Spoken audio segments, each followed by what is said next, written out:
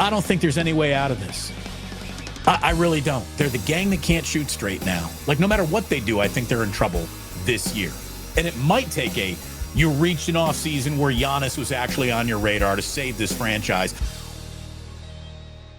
The Warriors, and I think this is going to be the theme of our show today, reportedly, according to the ESPN's primary beat reporter covering the Golden State Warriors, could be preserving their assets. They could be holding back on making further trades beyond Dennis Schroeder because they think next summer, Giannis Antetokounmpo, a player, I was saying this last offseason, I was a year behind apparently in terms of the vision for the Golden State Warriors, they might be holding on to all their assets to make a run at Giannis Antetokounmpo.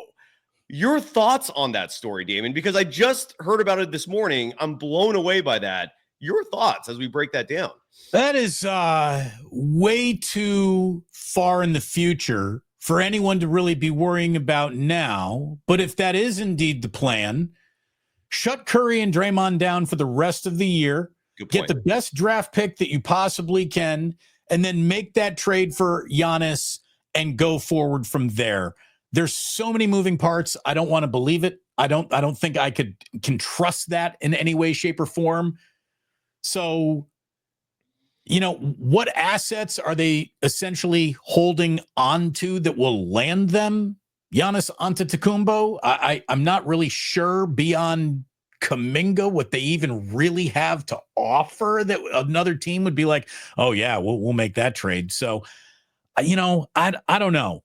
All I know is that here's what I do know. Okay.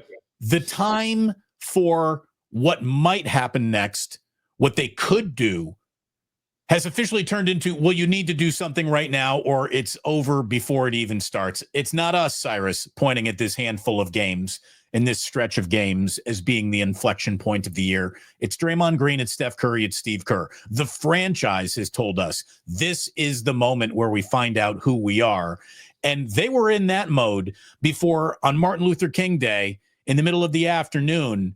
They got put down in a way that we haven't seen the Warriors put down at home in the Steve Kerr era. Not since 1985 have the Warriors lost that bad. Not since Steph and Steve Kerr have been on the court together had they lost a home game that bad. The 85 points that they scored, the fewest in a home game with Steph playing under Steve Kerr.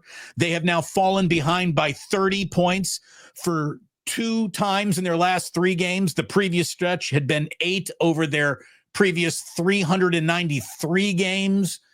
So if you're looking for the bottom of the barrel, like we've found that, here it is. This can't get much worse this year, but if you don't do something, it will get much worse. If this isn't the screeching halt, the screeching halt comes at the end. This is still the middle, and they're in an awful lot of trouble, and I do believe they have suffered from paralysis by over-analysis. And Cyrus, I mean, here's the thing. I don't think there's any way out of this. I really don't. I mean, I think that they have screwed themselves with a team that just doesn't fit. They're the gang that can't shoot straight now. Like, no matter what they do, I think they're in trouble this year. And it might take you reached an off season where Giannis was actually on your radar to save this franchise. I don't think there's a lot of bailing the water out of this sinking ship this season. I don't know if you saw the trade yet. You're right. I can't disagree with anything you said. I don't know if you saw that trade that the Phoenix Suns made yesterday. The Suns have been active. There have been reports that Ishbia, the relatively new owner of the team, is annoying the other NBA franchises with his phone calls. I wish I heard a report like that from the Warriors, because everything you talked about in terms of the Warriors' loss on MLK Day to the Celtics, the worst home loss of the Steve Kerr era, literally, like they've never had a worse loss than that since Steve Kerr took over as head coach. It's the worst home loss since 1985. Since 85, yes. I was 7 in 1985. I was 7 years old. Were you really? No, excuse me. In 1985, I was 10 years old. Yeah. I was like, you got a few years on. I was like, yeah, that'd be, anyways. Yeah. But the point, it's a long ass time ago. We're both old. It was a long ass time ago. Yes. We were both alive for that. 85. Yeah. It's ridiculous. And so for the team to do nothing, I'm watching the Phoenix Suns. They're pulling ingenuity out of their bag. And this is what I wish I saw the Warriors do. And it's the only reason why when I heard that report from Alms, it gave me a little jolt of encouragement and optimism and I mean, look, if the Warriors know something we don't in terms of Giannis, and that's the plan for next summer, all right, you've got to make good lined up. But like you said, it could be a complete crapshoot. You could be shooting for the stars and have realistic expectations coming with that in terms of shooting for the literal stars. Look, my biggest issue with that story, if that is in fact the plan, is that Steph's going to be 38 next year. Draymond's going to be 36 next year. So that I love the plan. I love Giannis in a Warriors uniform. Sign me up. Alms added in the next piece year. Try 2 months. 2 months. Those guys, they're both March babies. So correct. Yeah, you're absolutely right. And that's when, again, Steph turns 37, Dre turns 35 in March.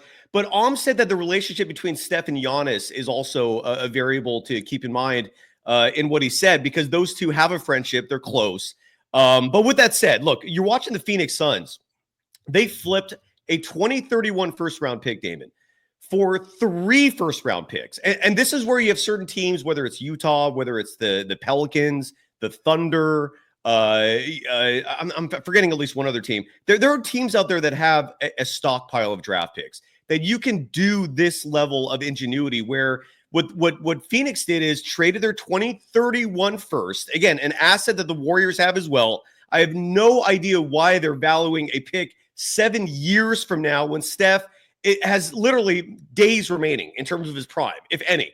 And you're just sitting there doing nothing. The Phoenix Suns just flipped that 2031 first for 3 first-round picks. It's an unprotected too, right? It's an unprotected. Correct. And they did that because for the Jazz, that's their incentive to make the deal. We're giving you 3 first-round picks that will likely be late first-rounders. I think they're all swaps in exchange for a 2031 pick that is unprotected, like you said. So in 2031, it could have a lot more value. But for the Suns, you now have 3 first-round picks at your disposal. Cam Johnson of the Nets, this is the price tag reportedly for Cam Johnson, is 2 firsts. That is reportedly what the Brooklyn Nets want. If the Warriors made a trade like that, now you can get Cam Johnson and still have another first-round pick. My point is there are options out there. Doing nothing is literally insane. And it's mind-boggling. It's frustrating, Damon, to do nothing. It's insane to me. I don't get it. What's your interpretation of this? It is paralysis by overanalysis. I think they're so turned around inside their own minds. The Warriors clearly, Cyrus, have trouble evaluating the talent in their own locker room, much less the talent around the NBA, much less the talent that they bet on in their first move of the year, Dennis Schroeder, who was supposed to come in here and make things, umlauti and more efficient and better. He hasn't. The Warriors, I think, have been markedly worse since Dennis Schroeder joined the team. Now, an awful lot of that walks hand in hand with Kuminga's absence because of his injury, and Draymond now isn't going to be there for this important stretch. So again, there's no element of the Warriors' plans that is working out. There isn't. You're right. And the Dennis Schroeder thing. They're a small team that doesn't run. They're a stationary team that doesn't shoot. They're a team that doesn't shoot that can't create space. For a team that can't create space, then you better be really damn good in the paint. Well, they're not good at that either. They smoke more layups than you and I smoke joints. They are. That's a lot of layups. That's a lot of layups. It's nothing is really working the way that they planned it. So you got to ask, hey, who's making these plans? Is it coming from Lacob to freeze and not do anything? Is it coming from Mike Dunleavy? You can't figure out what to do with Jonathan Kuminga. So you've done nothing with Jonathan Kuminga, and he's gotten hurt in the meantime. And that means if you do want to trade him, well, he's got less value. If you do want to re-sign him, you now need to be a little bit more cautious of that. Like, they are everywhere they looked, there's a reason to not do something and a reason to do something. And they seem paralyzed by not knowing what choice to make. The Warriors have 0 championship aspirations. They have 0 championship shot as they are currently constructed. There is no magical light switch. There is no magician that is going to come and help the Golden State Warriors become better than they are right now. As they are currently built, they are incapable of defending themselves. Well, we're going to agree to disagree a little bit there. It's simply because, again, Charles Barkley and Kenny Smith on MLK Day had a interesting debate, similar, I think, to what they had the position similar to what I think we have, where Kenny Smith said, look, there's nothing you could do. Just like you said, they're in this like no man's land. They should keep the youth. They should build on the youth and start a rebuild. But he didn't mention trading Steph or going, that to that extreme. Charles Barkley echoed what I believe, which is that the Western Conference does not have a clear-cut favorite. Everyone looks at the OKC Thunder. The OKC Thunder's success is built on what the Warriors are specialists at. Small ball. They're sometimes going with the Santa Clara kid, Jalen Johnson, right? They're sometimes going with him as their center. The Warriors have beaten that team. Kuminga's coming back, and it's going to be weeks. There's still a little time.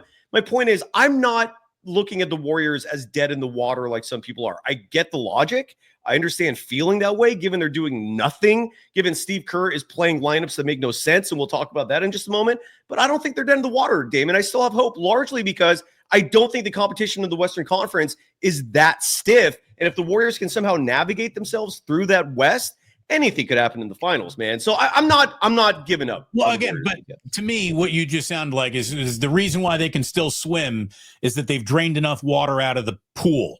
Like that. I'm not that impressed with how well you swim in a half-empty pool. Like, thank God for the Golden State Warriors. The rest of the Western Conference sucks. That's hardly a place to put an awful lot of hope. I look at a team that is poorly constructed, poorly conceived. And, the one guy I wanted to get more opportunity, Moses Moody, his opportunity to get more opportunity was sucked up by the Schroeder trade, which has not fit, which has not worked. I mean, you sent me some numbers. He went from playing some of the best basketball of his career before he got traded to joining the Warriors and going right back to the worst basketball of his career. His numbers are awful since the trade, Cyrus. Yeah, I'm looking at my phone right now for that exact reason, because I posted this on social media and I wanted to look it up just to be accurate. Dennis Schroeder has played 17 games with the Warriors since that trade. He's shooting 28.4% from three. 28.4. That is not passable. Yeah, anything below 30. You got Buddy Hield to do that right now. I know, buddy. And it's not just that. His net rating, and again, a 17-game sample size, minus 135. Yeah. So, meaning he's averaging, I think, a net rating per game of -8. Like, he's a sieve out there. He is a drain on this team. Yet Steve Kerr, in his infinite wisdom, thinks play more of him, play more Buddy. I don't get any of that, Damon. It's depressing. It's obvious that Steve doesn't get it either. I mean, if Steve has reached the I'm desperately coaching this team level, I mean, like, just I can tell you don't know what you got because you're still playing jumble it up every single time I look. I mean, Steve Kerr's lineups seem to be the result of a hand of Go Fish, where he's just going back to his bench for a new idea because this idea isn't working or this guy's not playing right now. It's easy to bang on Steve for all these bad lineups. Thanks for watching. Tune into the Damon Bruce Show live on YouTube every weekday at 2 p.m. Eastern, 11 a.m. Pacific.